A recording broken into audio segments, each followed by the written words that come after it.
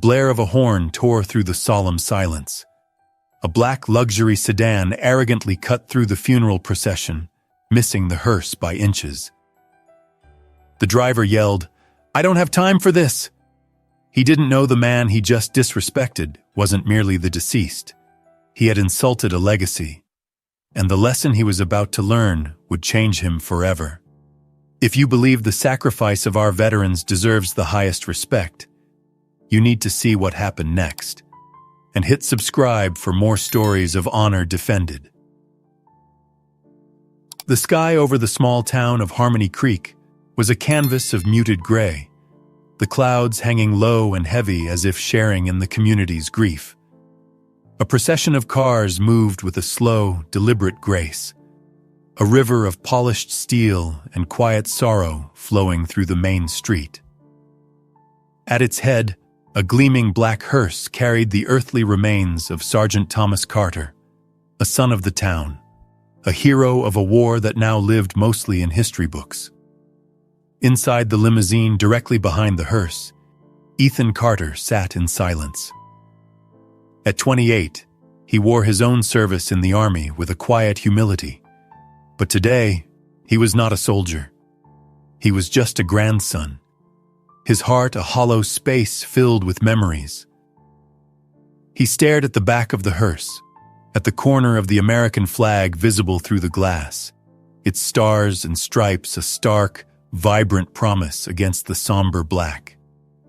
The flag was perfectly folded, a tight, reverent triangle of cloth that held within its fibers the weight of a lifetime of duty. His mind drifted away from the slow crawl of the procession, back to the scent of sawdust and old oil in his grandfather's workshop. He remembered the feel of the old man's calloused hand guiding his own as he learned to tie a fishing lure, the quiet patience in his voice. Thomas Carter had been a man of few words, especially about the war. He spoke more through the things he built, the gardens he tended, and the unwavering strength in his gaze.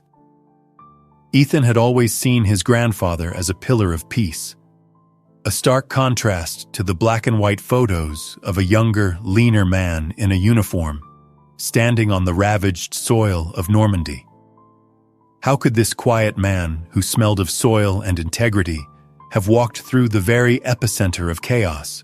This procession, this final, slow journey to the National Cemetery, was the town's last chance to say thank you. A few people had gathered on the sidewalks, hands over their hearts, old men in VFW hats rendering a slow, pained salute as the hearse passed. It was a tapestry of quiet respect, a moment held sacred. But that sacred silence was about to be torn apart. A few cars back, the world was not quiet. It was a cacophony of pressure and impatience. Mark Jensen gripped the leather steering wheel of his black Mercedes, his jaw clenched. His phone was pressed to his ear, his voice a low, tense growl. "Listen, I know, but I'm stuck in something, a parade or something. Look, I'm 5 minutes away, 10, tops, just stall them. This deal has to close today." He ended the call with a frustrated stab of his thumb, tossing the phone onto the passenger seat. He sighed, a sound of pure exasperation, and drummed his fingers on the steering wheel, a frantic, staccato rhythm against the slow, mournful beat of the procession. At a stop sign, he saw his chance, a small gap opening up. He started to inch forward, but his eyes met the firm, cautionary gaze of a motorcycle patrol officer leading the escort. The officer, a man with a weathered face and a calm demeanor, held up a gloved hand, a clear, unmistakable signal. "Wait." Jensen leaned back with a groan, his head hitting the soft leather headrest. He felt trapped, a victim of someone else's leisurely sentimentality. The world, his world, moved at the speed of closing deals and stock market tickers, not at the funereal pace of this inconvenience. At the next intersection, as the hearse made a wide, careful turn, Jensen saw his moment. It was a breach of etiquette, he knew, probably a breach of some minor law. But in his mind, the cost-benefit analysis was simple. A potential traffic ticket versus a multi-million-dollar merger. It wasn't even a choice. He floored the accelerator. The Mercedes surged forward, its powerful engine a roar of disrespect in the quiet afternoon. It shot past Ethan's limousine, a black blur of arrogance, and swerved sharply into the hallowed space directly behind the hearse, forcing Ethan to slam on the brakes. The limousine lurched, and for a horrifying second, Ethan thought he would hit the car that had violated this final sacred journey. He gave a short, sharp honk of his horn, not out of anger, but as a startled warning. The response was immediate and contemptuous. The Mercedes horn blared back, a long, angry blast that echoed through the quiet streets. In his rearview mirror, Jensen made a dismissive, impatient gesture, as if swatting away a fly. The procession, now broken and disrupted, was forced to a halt at a red light just ahead. Jensen sat in his new position, trapped by the light but triumphant in his small victory. Ethan rolled down his window. The cool, damp air did little to quell the hot surge of anger rising in his chest. He kept his voice even, a testament to the discipline his grandfather and the army had instilled in him. "Sir," he called out, "with all due respect, this is a funeral procession. Could you please show some courtesy and move back?" Jensen glanced in his side mirror, his face a mask of irritation. He shouted back, his voice dripping with the condescension of a man who believed his time was more valuable than anyone else's grief. "Courtesy? My courtesy doesn't pay the bills. I've got a meeting worth more than your old clunker is worth. I'm sorry for your loss, kid.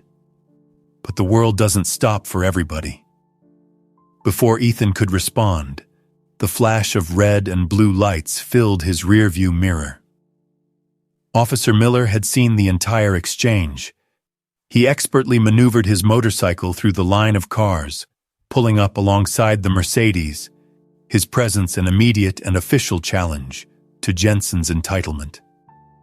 The officer's face was a stony mask, his eyes hidden behind mirrored sunglasses, but his posture radiated disapproval. "Sir," Officer Miller said, his voice calm but carrying an unmistakable edge of authority. "Step out of the vehicle, please." Jensen scoffed, a sound of disbelief, but the sight of the uniform compelled him to comply. He opened his door, stepping out onto the asphalt. "Officer, what's the problem? As I was just explaining to this young man, I'm in a tremendous hurry." "The problem, sir," Miller began, dismounting from his bike, "is that you just illegally and disrespectfully cut into a funeral procession. An escorted funeral procession." "Look, I'll pay the ticket, just write it up," Jensen said, his impatience boiling over. He reached for his wallet, a thick, expensive leather affair, and pulled it out. "How much is it? 100? 200? Just tell me the number so I can get on with my life." He waved the wallet as if it were a magic wand that could make all inconvenient rules disappear. Officer Miller didn't even glance at the wallet.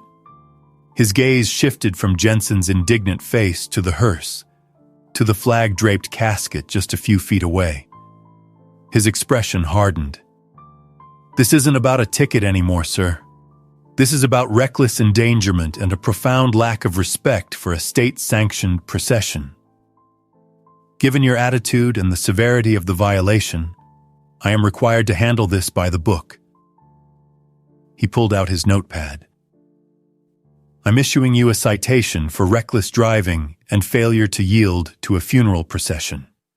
However, given your uncooperative and belligerent behavior, I am also temporarily confiscating your driver's license as per County Ordinance 34B regarding interference with an official escort. You have two options." Jensen's jaw dropped. 2 options? What are you talking about? Option 1, Miller said, his voice flat and professional, is you can wait here for me to complete my escort duties. I will return to this spot afterwards to finalize my report.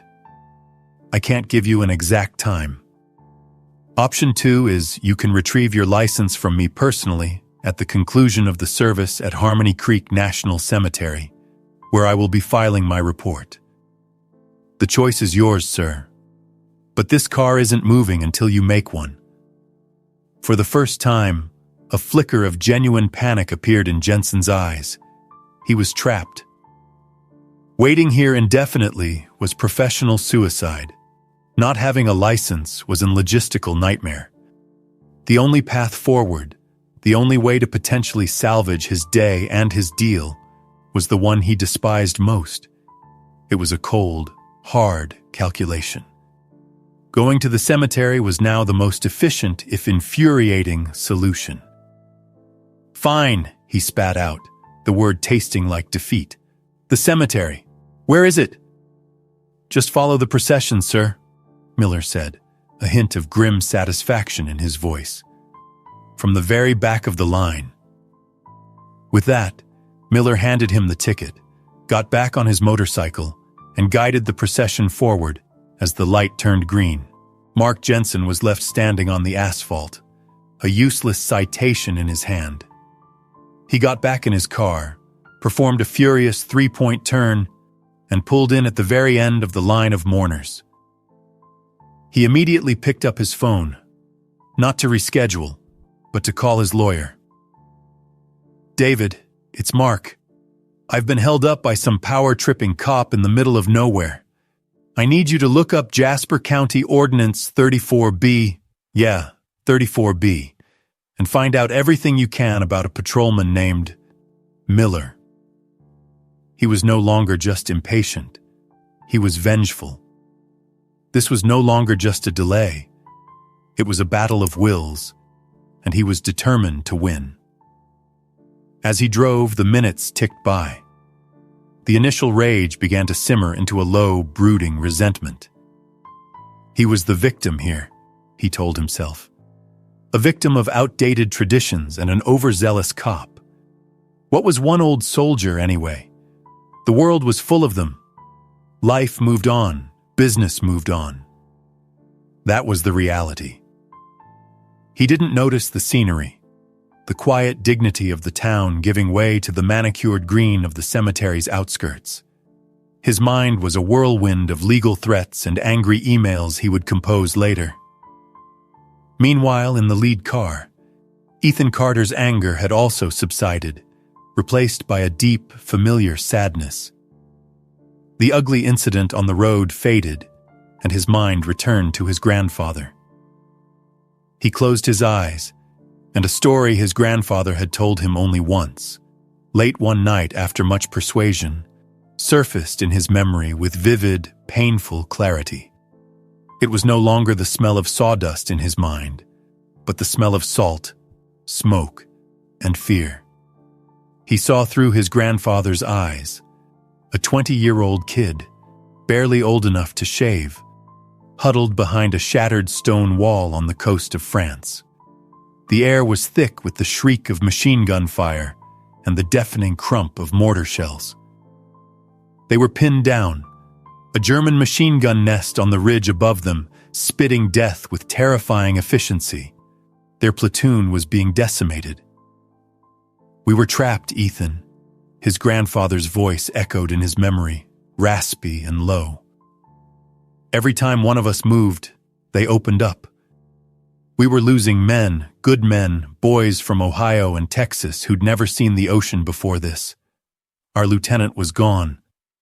I was just a sergeant, scared out of my wits." In Ethan's mind's eye, he saw his young grandfather, Thomas, look at the faces of the terrified boys around him. He saw the calculation in his eyes, a grim arithmetic of sacrifice. Someone had to take out that nest, or they would all die there, on that cold, foreign beach. He had a handful of grenades, a rifle, and a prayer. I didn't think about being a hero. The memory of his grandfather's voice continued. You don't. You just think about the guy next to you. You think about getting home. I knew what I had to do. I told my corporal, "Cover me," and I ran. Ethan could almost feel the burn in his own lungs, the terror of running across open ground, the world exploding around him. He saw his grandfather dive into a crater, then crawl on his belly through mud and blood, the machine gun bullets kicking up dirt just inches from his head. He saw him reach the base of the ridge, pull the pin on a grenade, and throw it with all the strength of a farm boy from Harmony Creek. The explosion was a deafening roar, followed by a sudden blessed silence from the ridge. It wasn't just one, his grandfather had concluded, his voice barely a whisper. There were 2 nests. I took out the first one, but the second one saw me. I got hit, took a round in the leg. I thought it was over. But my boys, they saw their chance. The silence from that first gun gave them the opening they needed. They laid down so much fire, the whole world turned to lead. It gave me time to crawl back. Ethan opened his eyes. The quiet hum of the limousine's tires, a stark contrast to the chaos in his memory. He looked at the flag-draped hearse ahead. That quiet man, who loved gardening and telling bad jokes, had done that. He had run into the face of certain death for the men beside him, and the man in the Mercedes somewhere behind them was angry about a delay. A bitter, hot bile rose in Ethan's throat. The gates of Harmony Creek National Cemetery were wrought iron, old and dignified, standing as silent sentinels to the hallowed ground within. As Mark Jensen drove his Mercedes through them, the atmosphere shifted immediately. The noise and rush of the outside world fell away, replaced by a profound, reverent silence, broken only by the whisper of the wind through ancient oak trees. He was immediately struck by the scene. Perfect, unending rows of white marble headstones stood at attention, a silent, eternal army. The sheer scale of it, the uniformity, the silent testimony to thousands of lives given in service was overwhelming. His sleek black car, a symbol of modern success and personal ambition, suddenly felt gaudy and out of place, an intrusion on sacred ground. He found a spot on a gravel side path, parked, and got out, his expensive shoes crunching on the stones. He spotted Officer Miller near the designated service area and started to walk over, his mind rehearsing the legalistic, threatening speech he had prepared. But as he got closer, the ceremony began, and he found himself frozen in place. The sheer, unadulterated dignity of the ritual began to work on him, chipping away at the armor of his self-importance. The military honor guard moved with a precision that was both beautiful and heartbreaking. 6 uniformed soldiers, their faces impassive, their movements perfectly synchronized, lifted the flag-draped casket from the hearse. They marched in perfect step to the gravesite, the only sound the crunch of their polished shoes on the grass and the sharp, unified clicks of their rifles. Jensen watched as the honor guard fired 3 volleys into the gray sky, the sharp cracks echoing across the silent fields, each one a punctuation mark in a life story of service. And then came the sound of the bugle. A lone soldier stood apart from the others, his instrument raised. The first mournful, piercing note of taps began to play. It was a sound that needed no translation, a melody of finality, of honor, of a debt that can never be fully repaid.